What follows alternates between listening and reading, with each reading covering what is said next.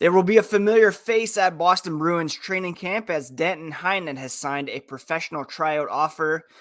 And Brad Marchand is certainly talking and acting like the next captain of the Boston Bruins. We're going to talk about all that and more on today's episode of Locked On Boston Bruins. You're Locked On Bruins, your daily podcast on the Boston Bruins. Part of the Locked On Podcast Network, your team every day.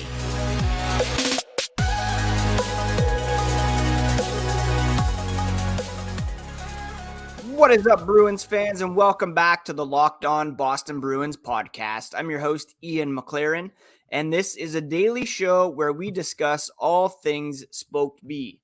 Today is Wednesday, September 6th, and I want to thank you so much for making Locked On Bruins your first listen every day. Free and available on your favorite podcast app, on YouTube. We're part of the Locked On Podcast Network, your team every day. And today's episode is brought to you by Birddogs. Go to birddogs.com/lockedonnhl. Enter promo code LOCKEDONNHL and get a free water bottle with any order. You won't want to take your Birddogs off, I promise you. Coming up on today's episode, we're going to discuss the Danton Heinen PTO, what it means for competition in training camp, and also touch on the captain's practice yesterday and the likely next captain of the Boston Bruins being front and center afterwards. A quick reminder, you can find the podcast on social media at Locked NHL Bruins. You can find me, my dad jokes, hockey thoughts at Ian C. McLaren. And let's get right into it, shall we? Beginning with a PTO signed by Danton Heinen with the Boston Bruins on Tuesday. A PTO, of course, is a professional tryout offer, meaning Heinen will be at training camp, but without the guarantee of an NHL contract. He will have to try to earn one in camp. Heinen is a former Boston Bruin. He was drafted 116th overall in the fourth round back in 2014. He's 28 years old and spent a few seasons with the Boston Bruins, putting up career highs in points back in 2017, 2018 with 47, 16 goals, 31 assists in 77 games. He was traded back in 2020 to the Anaheim Ducks in exchange for Nick Ritchie and didn't really have a great time in Anaheim. He scored 10 goals in 52 games before jumping on with the Pittsburgh Penguins, and that's where he spent his past two seasons. He signed a one-year, $1.1 million contract in 2021-22, and he had a pretty good season that year for the Penguins in a bottom six role, 76 games played, 18 goals, which was a career high, 15 assists for 33 total points. He scored 3 goals in 7 playoff games in 2022 as well. Last season, not as productive. He was playing on a one-year, $1 million contract, 8 goals, 14 assists for 22 points in 65 games. And he did not earn another contract with the Pittsburgh Penguins. They decided to move on, and that allowed him to become a pretty desirable free agent, you would think. A guy who scored 18 goals a couple seasons ago. You would think that there would have been a bit more action, but for the time being, he's in Bruins training camp. Now, this doesn't mean that he will be in black and gold this coming season. The Bruins, as we'll discuss coming up in the second segment, have a bunch of options in the bottom six and another PTO that was already signed by Alex Chiasson a couple weeks ago. So Heinen could come to Bruins training camp, not get a deal, but show other teams what he's still capable of and perhaps sign elsewhere. Or he meshes again with his University of Denver coach, Jim Montgomery, and finds his scoring touch once again and proves that he belongs in the Bruins' bottom six. He played 2 seasons for Jim Montgomery at the University of Denver, 16 goals in 40 games one season, 20 goals in 41 games, including 48 total points in 2015-2016 before jumping on with the Providence Bruins and beginning his pro career. So he has a track record of success in Boston. He has a track record of success under Bruins head coach Jim Montgomery. So we'll see if he's able to, feel comfortable in Boston, put in a good showing in training camp during the exhibition season, and earn a contract with the Boston Bruins. Now, the Bruins, of course, right up against the cap. At the moment, they have $429,000 in available cap space. That's with 12 forwards under contract, 8 defensemen, and 2 goalies. So already they're one under the max of 23. And 2 PTOs on the books. Some other guys at the AHL level who could conceivably fight for time. So we're going to have a really interesting training camp battle on our hands as to who will make the Bruins out of training camp, who's going to slot where, who's going to take these bottom 6 spots. And it's going to be really interesting to see how it all shakes out. And we'll talk more about these training camp battles coming up after the break. All right, I need to talk to you all about Birddogs here for a moment because I've got a couple pairs of shorts, a pair of pants in recent weeks, and I simply cannot take them off. They are so incredibly comfortable. They have this stretch khaki design that fits slimmer through the thigh and leg, and they also have these liners, cloud knit fabric that looks just like khaki but stretches so you get a way slimmer fit without having to sacrifice movement. They also have an anti-stink sweat wicking fabric that keeps you cool all day long. I wore these to a baseball game last week, sitting in the sun. Just felt so cool and comfortable. Now, Birddogs.com right now, enter promo code LOCKEDONNHL at checkout for a free Birddogs water bottle with your order. That's birddogs.com/LockedOnNHL for a free water bottle at checkout. I have a Yeti-style tumbler that is perfect for some cool beverages. It's still very hot out right now. We're having a heat wave. Birddogs are functional for any occasion: golfing, date night, evening out, pool, workout, lounging, even work. I'm wearing some right now, and they are so comfortable. You don't want to miss this great deal from Birddogs. Thank you so much once again for making Locked On Boston Bruins part of your day every single day. We are still at 3 episodes per week here through September 18th, and then we'll be going daily as training camp begins. On the next episode, which will likely drop Friday, I'm going to take a look around the Eastern Conference and rank how Boston's center depth matches up with the competition. It's a real big question heading into this season. What we do know is that the Bruins are flush with wingers who will be competing for spots in the bottom 6. Let's be honest, the guys you can take a Sharpie and put at the top of the lineup, you have Pavel Zacha, David Pastrnak, Brad Marchand, Jake DeBrusk, and Charlie Coyle. After that, it gets a bit murky. James Van Riemsdyk likely will get a shot in the top 6 on the left side. Morgan Geekie, Trent Frederick penciled in on the third line. But there is going to be some pretty heavy competition elsewhere. You have Milan Lucic, who was signed to a $1 million one-year deal.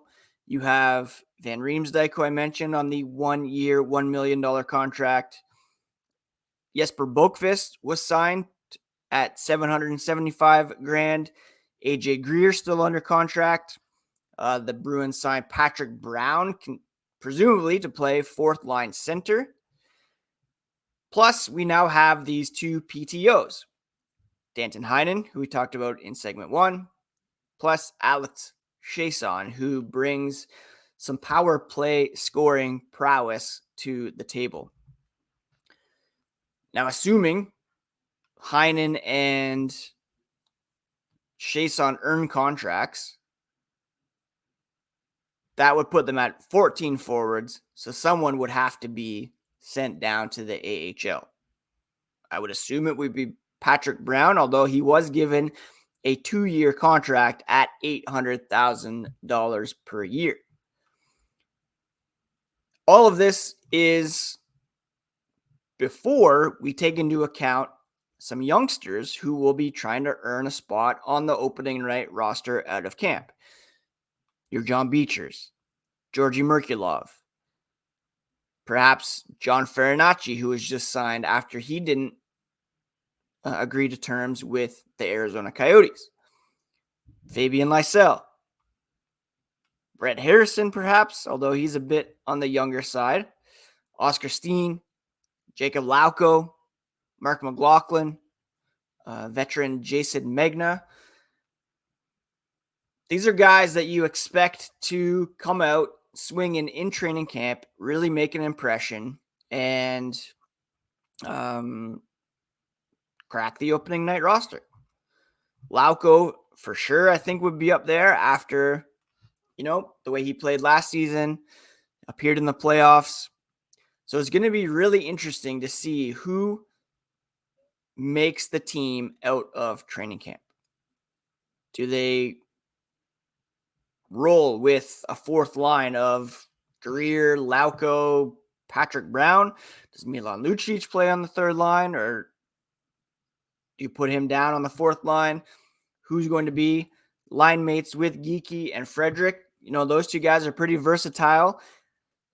Can both play center or wing. Frederick on the left side. Geekie can play on the right side. Frederick also has played on the right side at times.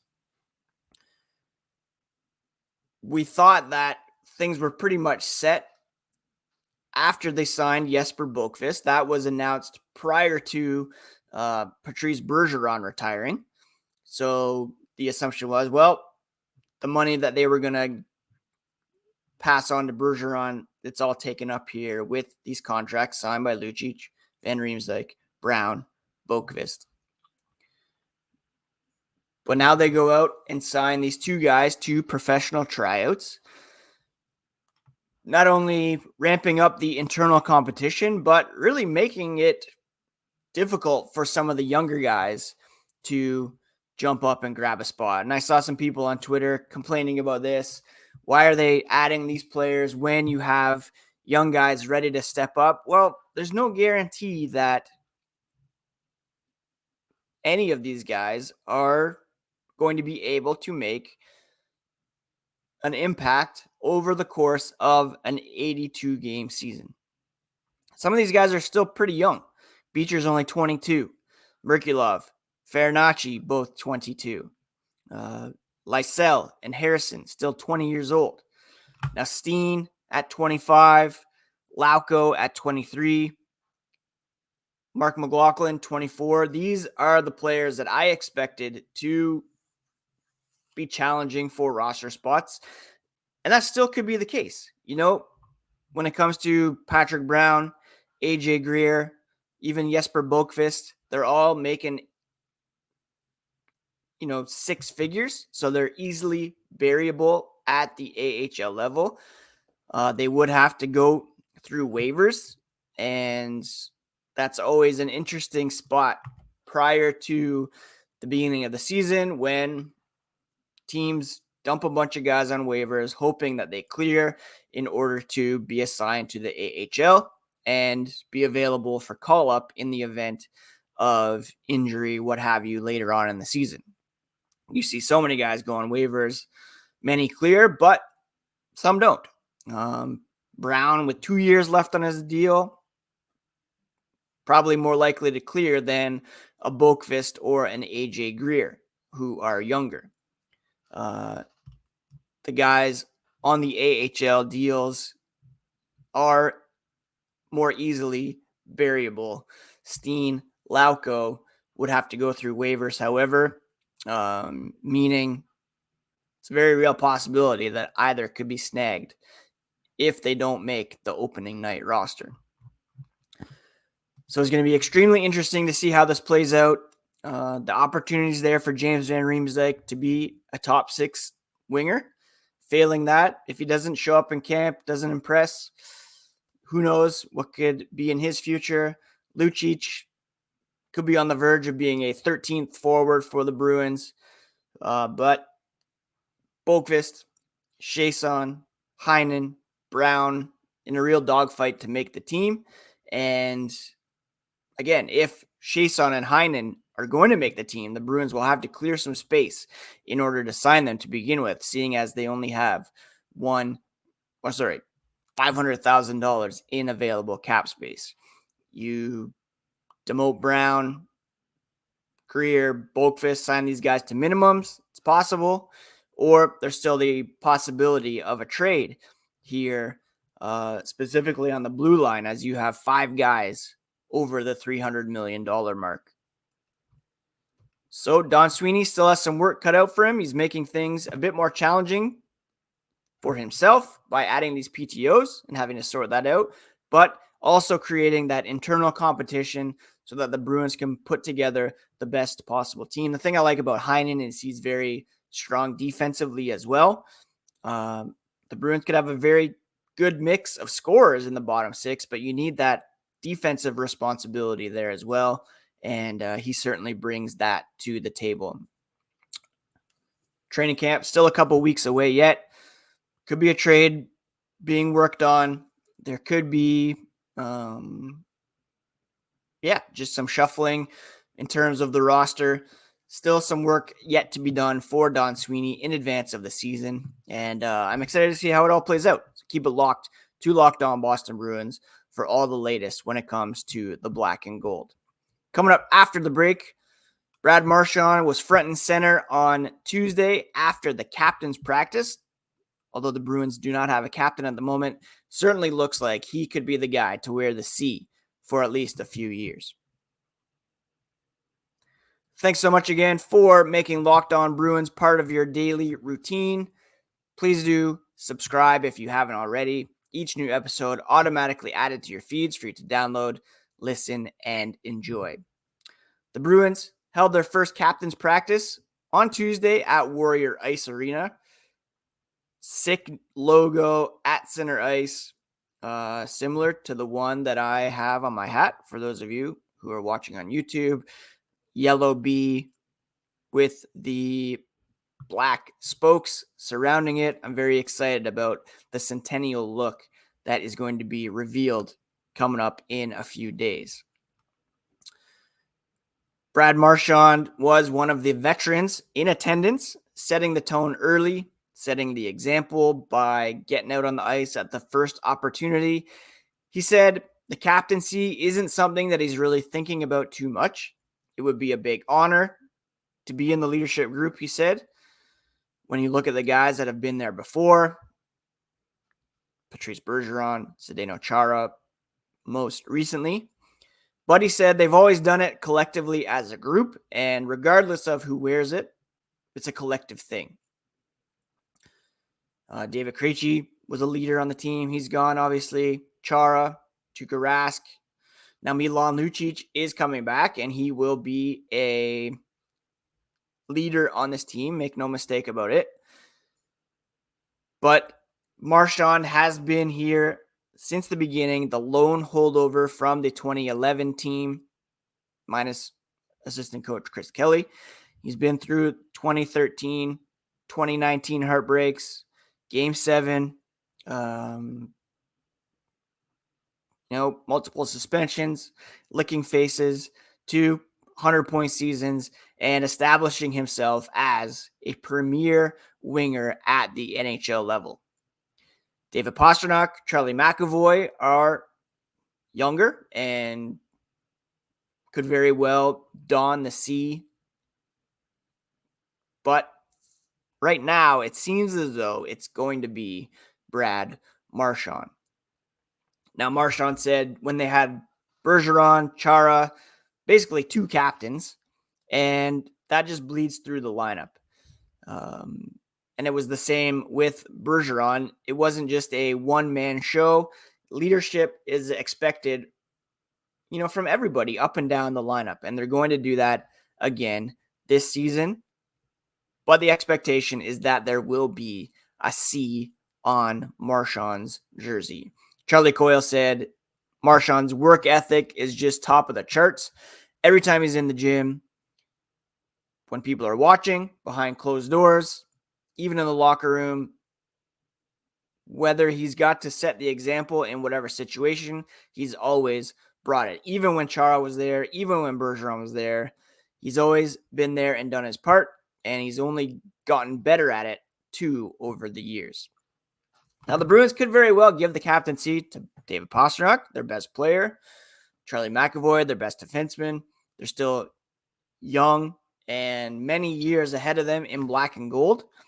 But again, Marchand has been through the ringer. He has literally seen it all in the NHL. And even though he's up there in age, and let's be honest, only a few years remaining in his career, a handful of years, let's say, seeing as he is 35 years old, he is the right choice at this time, and it would put a real exclamation mark on quite a career trajectory for Brad Marchand. And we'll talk about that more if and when, but likely when that announcement is made. And that could come as soon as when the new jerseys are revealed, I believe on the 16th. What better way to kick off the centennial by revealing these new jerseys and having Brad come out with the C on his chest. Now, of course, a lot of players lost from last year's team, including Bergeron, Krejci, Nick Foligno, Taylor Hall, short-term rentals, Tyler Bertuzzi, Garnet Hathaway, Dmitry Orlov, Connor Clifton, Thomas Nosek. Some guys coming into the room.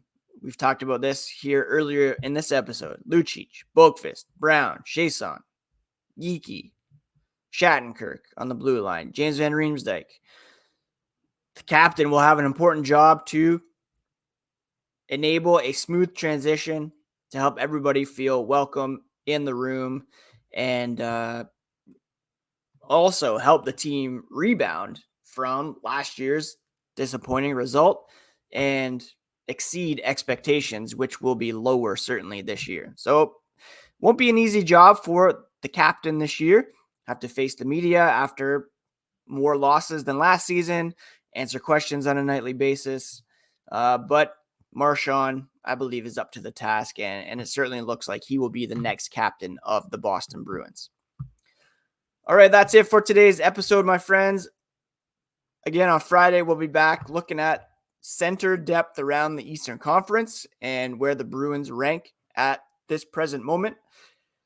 Please do hit that subscribe button if you haven't already, and join me here daily on the Locked On Boston Bruins podcast beginning again on September 18th. We are part of the Locked On Podcast Network, your favorite team every day. And please do take care of yourselves and each other today, friends.